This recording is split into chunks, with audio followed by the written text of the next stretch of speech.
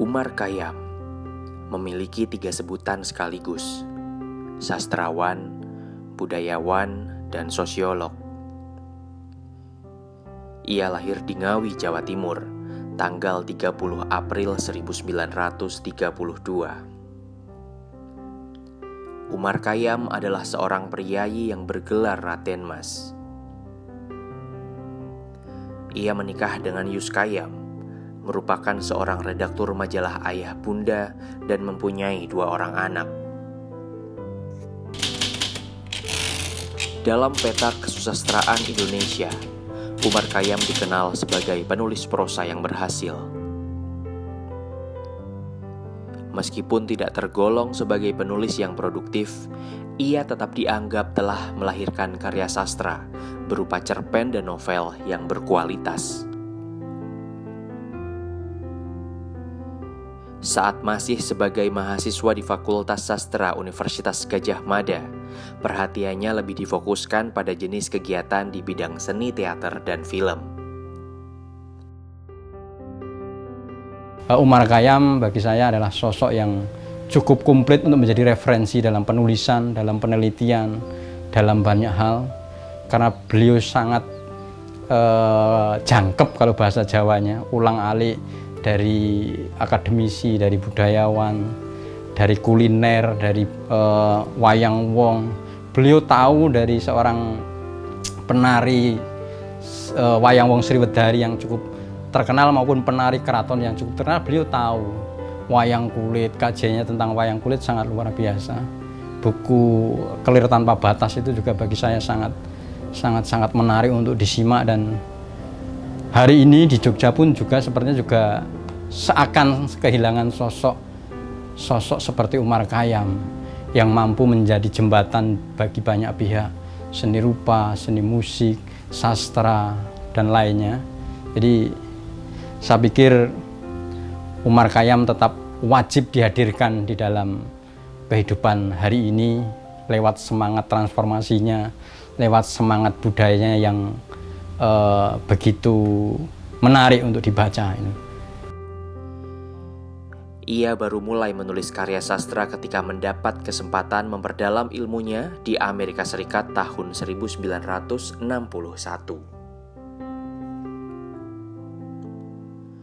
Pada tahun 1972, buku Seribu Kunang-Kunang di Manhattan yang merupakan judul kumpulan cerpen Umar Khayyam terbit. Saya kan tinggal di apartemen. Kalau buka jendela itu kelihatan di bawah itu kota Manhattan. Dan itu membayangkan lampu-lampunya banyak itu. Asosiasi saya kan Seribu Kunang-Kunang di Manhattan. Setelah sebelumnya, judul tersebut memenangkan hadiah tahunan majalah Sastra Horizon untuk masa 1966-1967. Menelusuri kisah-kisah Pak Khayyam dan juga cerpen-cerpen yang menarik yang beliau tulis di Amerika itu, meskipun saya tidak paham New York dan sebagainya, tapi ketika membaca Seribu Kunang-Kunang di Manhattan itu kok tiba-tiba saya seperti berada di sana, hadir suasana yang tidak atau jarang saya temukan ketika penulis mengkisahkan karya ataupun kisah dari si penulis itu sendiri. Cerpen-cerpen di dalam buku ini mengisahkan citra masyarakat modern di Manhattan, di New York, Amerika. Yang memukau saya pada Pak Khayyam, tapi tidak hanya Seribu Kunang-Kunang, tapi sebenarnya yang agak ngebom waktu itu tuh Sri Sumarah dan Bawo, karena terbawa Linus. Iya, terbawa Linus, mulai tema Jawa-Jawa dan sebagainya kayak gitu-gitu. Dan itu pada Sri Sumarah dan Bawo. Kalau Pak Khayyam ya hanya common sense saja, pembicaraan orang bahasanya bahasa jurnalistik, sederhana, pengaruh siapa The Old Man and the Sea, Hemingway dan sebagainya. Ya itu common sense saja. Tapi kalau yang saya kaji agak teliti itu kayak Sri Sumarah, Bawo, karena zaman itu ya Jadi terbawa Linus 80-an, jadi diskusi tentang Jawa, terus Romo Mangun, terus ya mau tidak mau nariknya ke Pak Kayam, kayak gitu.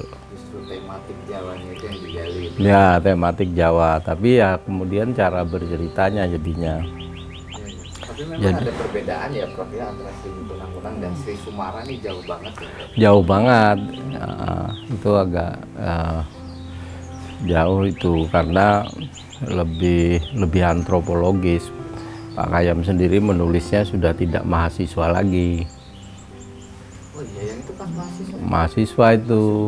Nah iya, mahasiswa, saya kira mahasiswa di Cornell itu.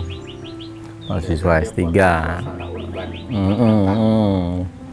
Jadi keterpukauan sama ya ada Jawanya nggak hilang sih, tetapi lebih psikologis daripada antropologis. Dalam salah satu tulisan Sunoto Surodibroto menuturkan bahwa pada liburan musim panas tahun 1961, Umar Khayyam mulai menulis cerita-ceritanya tentang orang-orang kota New York. Cerita yang pertama ia tulis adalah cerpen yang diilhami oleh suatu perampasan tas seorang wanita oleh seorang pemuda negro yang disaksikan dari jarak yang agak jauh pada sebuah taman. Peristiwa itu sangat mengejutkannya, sebab terjadi di siang bolong di tengah keramaian kota dunia, New York. Pola yang khasnya itu dia bercerita di orang ketiga. Itu orang ketiganya kuat. Nah pada orang ketiganya pun juga orang ketiga yang maha tahu itu ya istilahnya itu. Jadi maha tahu itu di mana antara tokoh dengan narator itu jumbo.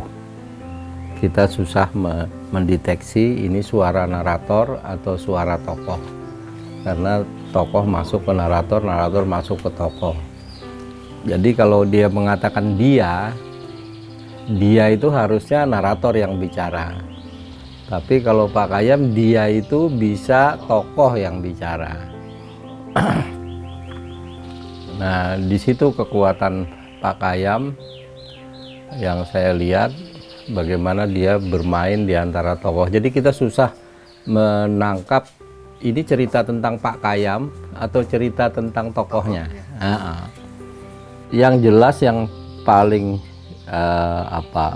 paling berdampak pada Pak Khayyam adalah memasukkan wawasan sosiologis. Jadi Pak Khayyam itu yang melahirkan Linus, melahirkan MH yang semula sangat religius tiba-tiba menjadi sosiologis, politis dan sebagainya kayak gitu-gitu. Nah, itu yang sampai sekarang itu tidak ada, tapi ada perspektif baru yang sosiologis tapi postkolonial. Nah, saya menulis salah satu tulisan saya, apa bedanya Pak Khayyam dengan yang sekarang. Pak Khayyam itu saya sebut sebagai realisme kultural. Jadi realis, tapi realis dalam konteks budaya tertentu. Jadi Jawa. Ya Jawa, realisme Jawa bisa kita menyebut begitu. Nah, sekarang kan eranya realisme magis. Jadi ada beda antara realisme kultural dengan realisme magis. Nah, yang berdiri di realisme kultural itu Pak Khayyam. Ya pelopornya ya sebenarnya juga yang jadi model dari realisme kultural itu. Nah, sekarang ya ada sosiologis, ada politis juga, tapi perspektifnya beda. Perspektifnya lebih ke postkolonial. Beberapa penulis muda mengingat cerpen Seribu Kunang-Kunang di Manhattan sebagai jembatan penghubung dengan Umar Khayyam. Mengingat itu adalah salah satu karya yang populer dan paling sering disebut jika bicara tentang tulisan Umar Khayyam. Saya pertama kali baca Seribu Kunang-Kunang di Manhattan itu sebenarnya sudah agak lama sih, mungkin sekitar 2011 kalau nggak 2012 waktu itu. Setelah saya baca Umar Khayyam masterpiece-nya Para Priai, saya baca cerpen 1000 Kunang-Kunang di Manhattan dan merasa ini salah satu cerpen terbaik yang pernah saya baca begitu. Lalu saat Pojok Cerpen mencetak ulang buku ini dan saya baca kembali, ada satu kesan baru begitu yang saya temukan bahwa saya menangkap ada satu adegan yang terakhir saya ingat saat membacanya, dan saat saya baca ulang saya tidak menemukannya begitu. Jadi saya pikir kehebatan Umar Khayyam di sini yakni dia dapat menuliskan sebuah cerita pendek yang sangat sederhana, isinya percakapan tentang kehidupan imigran gitu, tentang kesunyian sebagai seorang urban gitu di kota metropolitan yang justru itu mengembangkan imajinasi begitu, mengembangkan satu sisi tersendiri terhadap setiap pembaca. Jadi pembaca tidak hanya selesai diajak untuk membayangkan apa yang ada di plot yang telah dibangun Pak Khayyam begitu, tapi juga dapat mengembangkannya sendiri. Jadi seperti saya kira seperti pop up begitu ya dalam otak saya, dan saat saya membacanya lagi berulang kali saya menemukan rasa yang baru lagi gitu, kesan yang baru, hal yang tidak bisa saya ingat jelas sebelumnya atau yang saya ingat sebelumnya dan saya tidak bisa menemukannya lagi. Jadi selalu berkembang plotnya dalam kepala saya. 40 tahun sejak pertama terbit, karya tersebut masih terus dibaca oleh generasi muda karena menjadi salah satu ikon cerita pendek di Indonesia.